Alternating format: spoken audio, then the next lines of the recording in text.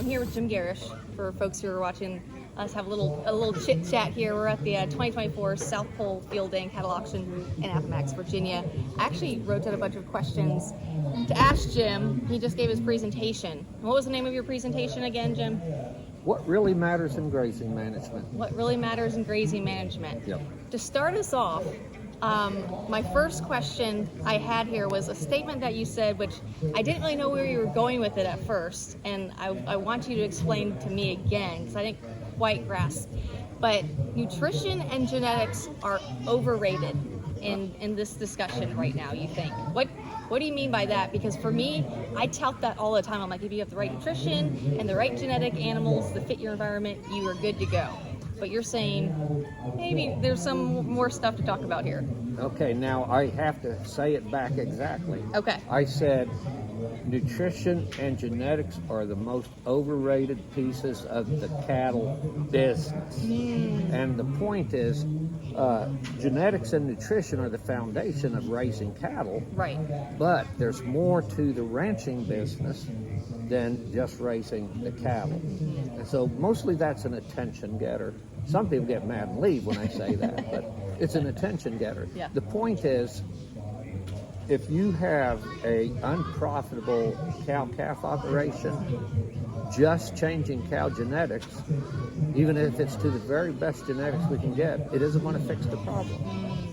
Nutrition, you can't have a nutritionist come and formulate the perfect ration for you and have that solve the unprofitable business. The unprofitable part of the ranching business usually doesn't really have a lot to do with animal performance. It's all about, it's on the cost side of the equation, and it's land performance. Ranching is really a land-based business. If you, and I don't think I had a slide that actually showed that, but if you were to list out all of the land-based assets in your business, so the land, the seeding of the pastures, the fence, the water, and most of your equipment, do you plow a cow? No, you plow land. Right. Do you bale a cow? No. Do you swath a cow? No. No. We do all of those things to land. Now, your stock trailer, that's an animal-based asset.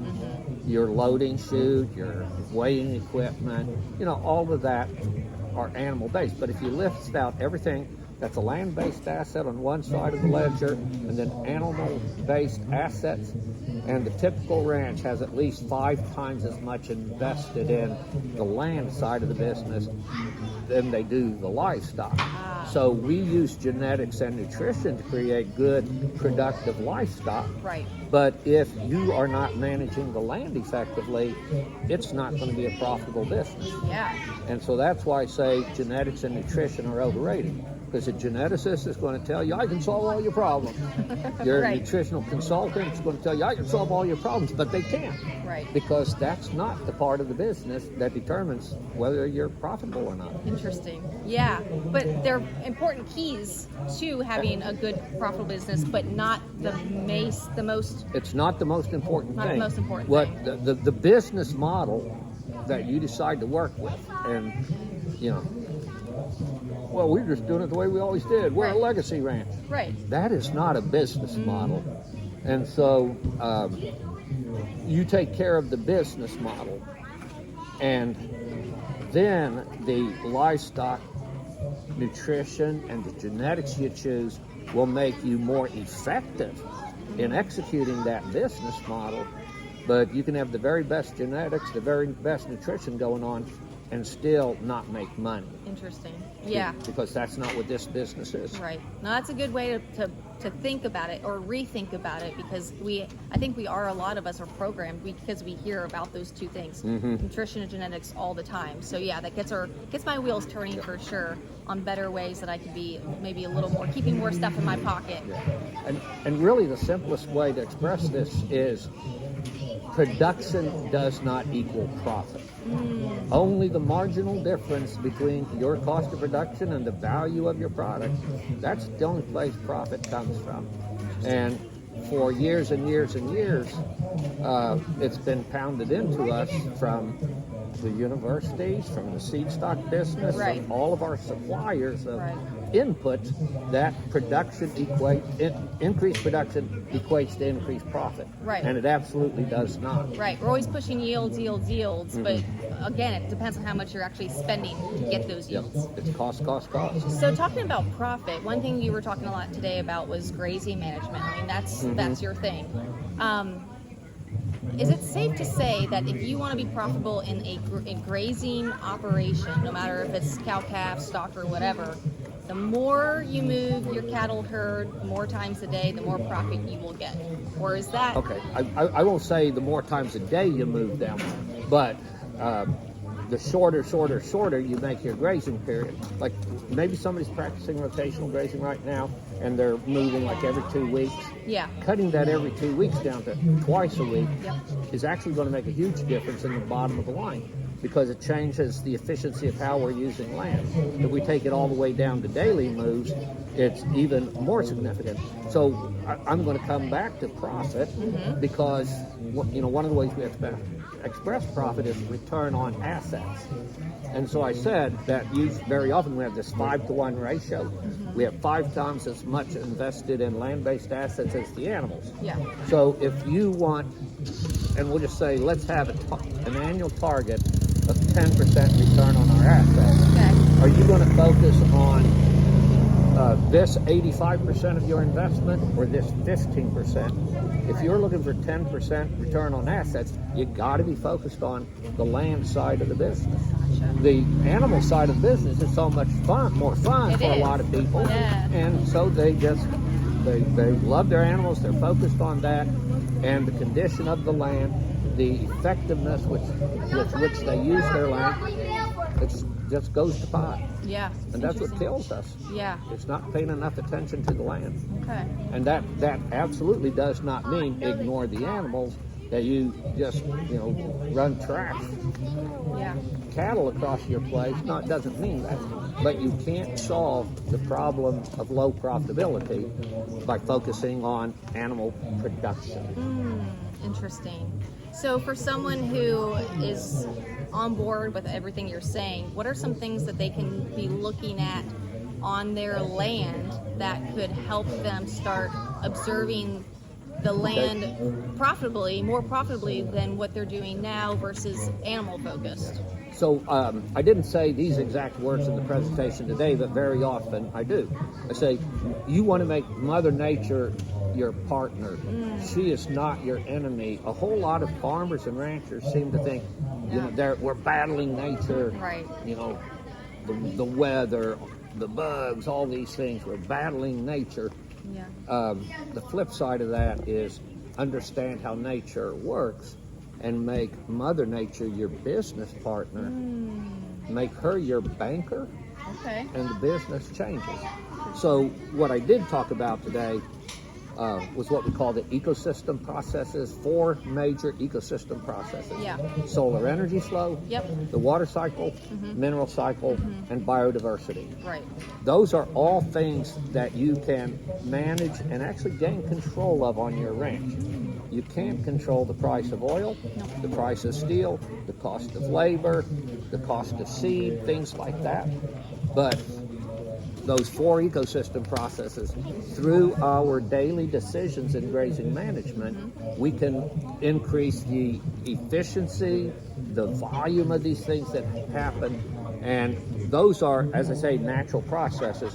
So that's what we mean by working with Mother Nature. Now, another part of the working with Mother Nature is calving at the right time of the year.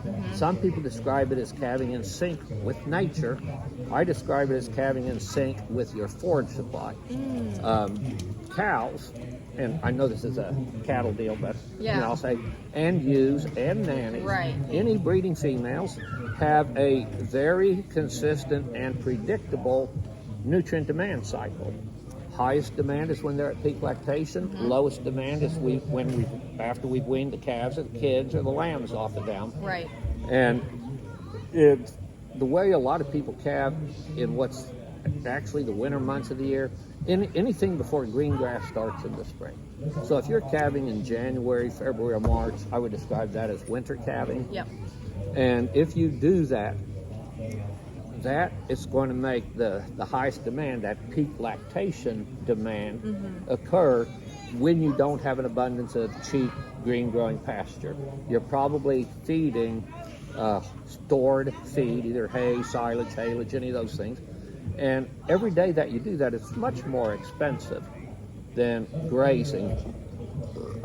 This past winter, well, actually not this past winter, 2 winters ago, when prices were so high on hay and everything, the cost for a lot of our Western ranch clients, the cost differential between them grazing a cow or feeding hay to a cow was from $1.70 to $2.10 a day. That's not the total cost, that's the difference feeding hay versus grazing. Right. And so if you feed 100 days, that's an extra $170 to $210 per cow. And that is very often the difference between making money and losing money. Right. So the getting your timing of calving appropriate to the environment that you're in is a key part of moving towards more profitability, because it changes the volume, the bigger volume of feed from occurring in the wintertime when it's expensive to occurring in the summertime when it's lower cost. Makes sense. One thing you do, just to kind of tie in, again, we're talking about profitability. We all want to be profitable, or else there's no point in us doing any of this stuff. You had said something about the cost of cattle right now. This is a good price. Oh. You know, we're a good price. But comparing that to maybe what it was 50 years ago, we're actually making a lot less money. Yeah. How did you work that in that presentation? Okay. What's that statistic?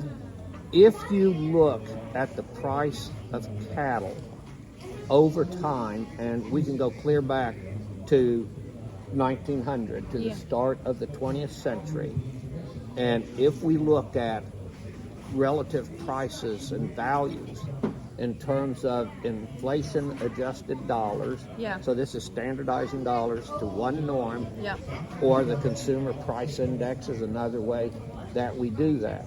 1973 is the highest cattle price we have had since the beginning of the 20th century.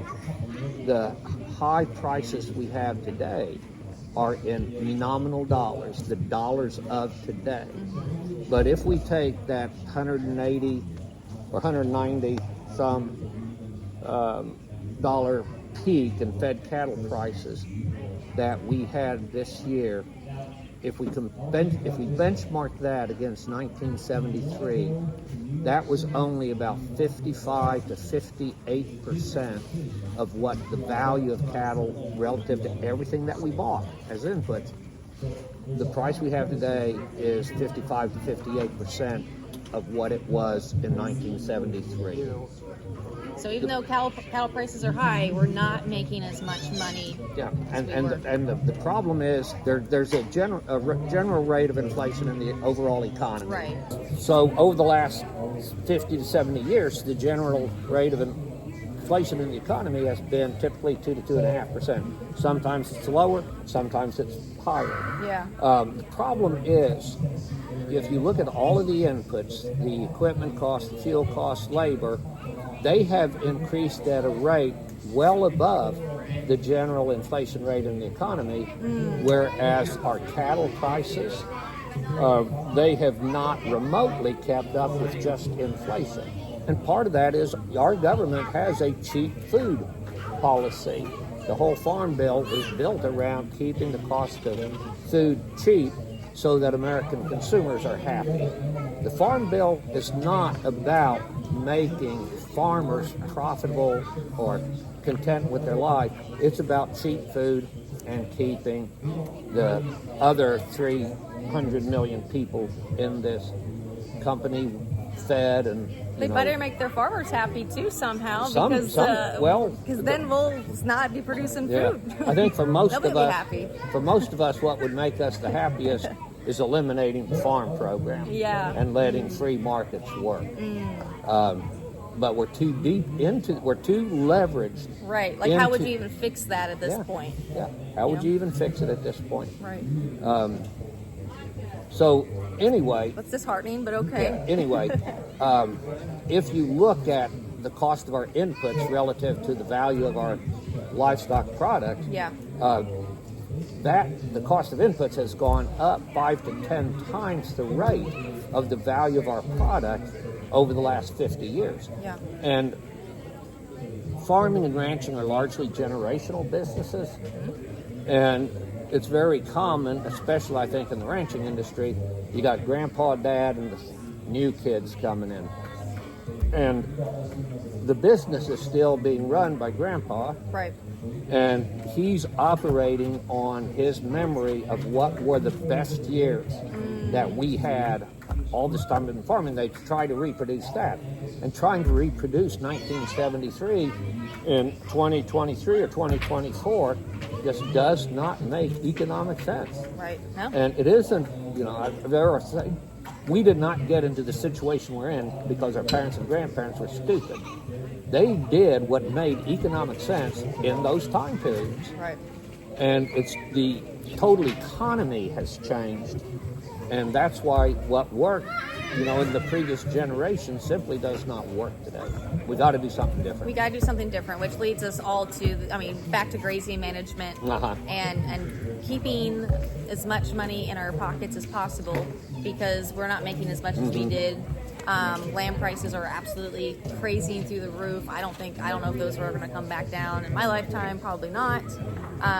They'll come down. They'll come down. You Yeah, think so? they're not going to come down to what they were 50 years ago. Yeah. But, I would say 6 to 9 years from now, there'll be a major drop in land prices and in housing prices again. Why did I say that? Mm-hmm. Because there's been a generational real estate cycle since the ancient Greeks. So the boomers are you talking about maybe the boomers going to be heading out and there'll be a big land switch or flop? Well, that is going to happen. What I'm saying is most people buy their first home when they're in their mid to late 20s. At least historically, that's how it's been. Maybe Gen Z isn't going to do that because nobody can afford it. But basically, every 25 to 28 years, there is a major drop in real estate prices. Farm prices are not tied totally to it, but it always follows the real estate. So we had the housing crisis of in 2007 and 8. Yeah. Add, just for conversation, 25 years to that. That says in 2033, we should expect to have a housing crisis again, and nobody saw it coming. People in the real estate business have been routinely predicting these, basing their investment patterns on that 25 to 30 year cycle, and that's why they continue to make business in the real estate, because they're not doing stupid things, like believing the price will never come down. Right. So if that was to happen, are there any type of opportunities that farmers can be preemptively planning or thinking about that they can jump on if that comes to fruition? All right. I'm a grazing person, not a real estate person. In terms of I've already told you probably more than what I really should about this. I'm getting in too deep because I'm not going to be able to explain this and what you should be doing. Yeah. But it would be a great topic for you to talk to someone who does know about that. Will do. Get your podcast on that. Well, I don't want to take up any more of your time, but I would like to ask you one more question, Jim. If you were a farmer in your 20s or 30s right now, and you wanted to get into the cattle business, or let's just say you've got cattle already, and you want to grow and expand, what are just maybe one or two little tips that you should be looking at right now in terms of grazing management that you think will behoove you for the rest of your career? If it was something that you would be like, I wish I had done that a few years ago. Okay. The first thing I would say is I would not have bought the farm that I did all those years ago. Now, because prices were low then, because I bought it on a crash, they didn't turn out badly. But for a young person starting, the model of custom grazing somebody else's cattle on leased land is the best way to get into the cattle business. And if you can generate a profit from that, then you grow to, rather than custom grazing somebody else's cattle on leased land, you start buying the cattle, but you're still running it on leased land. If you look at a long-term perspective, you will make more money owning, specifically talking about yearlings now, but it works in calf too. But you will typically make more money over a 10 to 15 year horizon if you own the cattle rather than custom grazing, but you are also assuming all of the risk of those cattle when you're in there. But hopefully, if you've been custom grazing, and I'll say for 7 years, and you've learned a few things about animal health management, about the value of nutrition and genetics. That's right. I hear you. And learn to manage your grazing effectively, and you've made some money, then you start buying your own cattle because you will make a better return than just custom grazing. And do not buy land until you can actually afford to buy it almost entirely as cash. Now, people have different levels of aversion, and you might be perfectly willing to, put 20% down, leverage that, and work from there. Maybe your risk aversion is 40%. Somebody else is going to want to, put at least half down, and somebody's going to want to pay cash for it and not have that debt. Because how many people have bought something at the low interest rates we've had over the last several years, and did well with that, and then they decide, well, they need to expand, and trying to expand a land-based operation at 5 to 8% interest is a whole different ballgame. Right. So pick your timing of when to buy the land. But the way my ranching career started is we bought land first, and then you have the cost of stocking it, and we went ahead and bought livestock. We didn't start custom grazing until after we'd been in it a number of years. But too many young people think they have to start by owning the farm. They make the land investment, and then it's a millstone around their neck because they have no dollars left to stock it, to make improvements on it, and do those things. Right. So, I mean, if you, maybe by age 40, 45, that's when you want to be in a position where you get your own place, and then you go, the rest of the time, on your own place, and building, expanding, and making it there. But man, it is tough as a young person to buy a piece of land and be successful at it because you've just all your assets are there.